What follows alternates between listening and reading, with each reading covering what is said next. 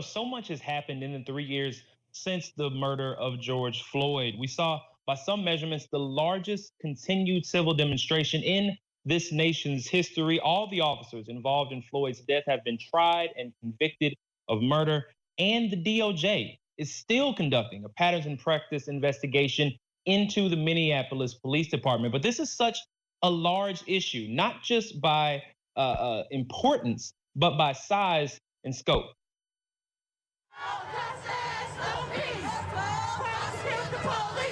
The murder of George Floyd pushed millions into the streets calling for justice and police reform. We, the jury, in the above entitled matter as to count 1, unintentional second-degree murder while committing a felony, find the defendant guilty. And while all the officers involved in Floyd's death have been found guilty and are behind bars, some say 3 years later, the structural problems that led to Floyd's death have not been addressed. The number of people killed by police annually has risen, according to the Washington Post. In fact, 2022 featured the largest number of police shootings since 2015. We need to really fundamentally examine our entire system. Puneet Chima is the manager of the Justice and Public Safety Campaign for the Legal Defense Fund. Along with many other reforms, Chima is calling for better data to just accurately measure police behavior. Those are an undercount, and we don't know how much of an undercount. This is an enormous problem that it disparately impacts Black and brown communities, disability communities, and that our governments aren't even taking it seriously enough to measure it. The FBI has attempted to create a national use of force database, but has run into trouble due to a major lack of participation from local police. One reform that has taken off is mental health response teams paired with police. 87% of the calls that they go on do not end in custody.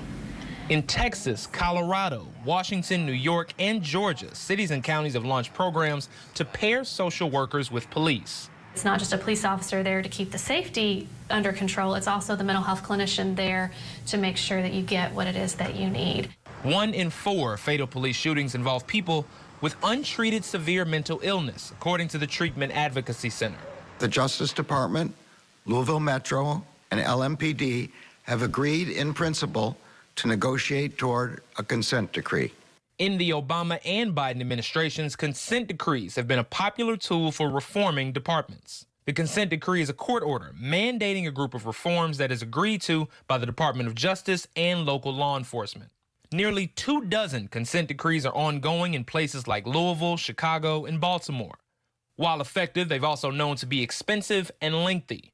The DOJ recently moved to end its consent decree with Seattle PD after more than 10 years.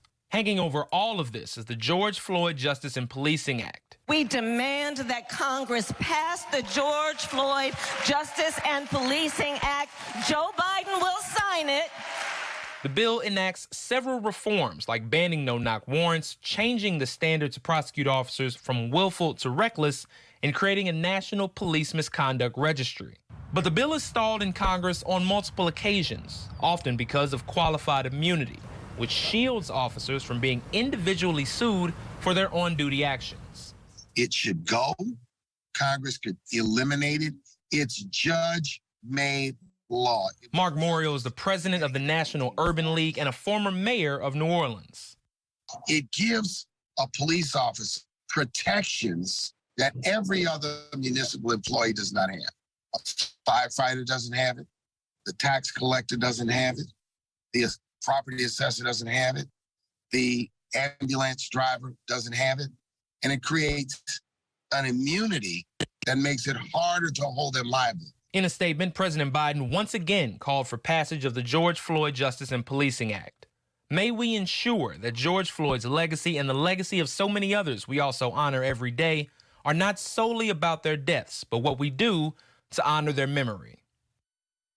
Now, one bit I didn't include in the piece there is the sort of rise and fall of the defund the police movement. And I asked Mark Morial, who you heard from there in the piece, if he believes that movement and that effort was a mistake. And what he told me was that the language was a mistake and the idea itself still shows some promise. The idea that you take police budgets that take up 30, 40, 50% of city budgets and shrink that down and give some of that money to social programs. But the language itself, he says, was co-opted by opponents in order to scare people away from reform more broadly, Lauren.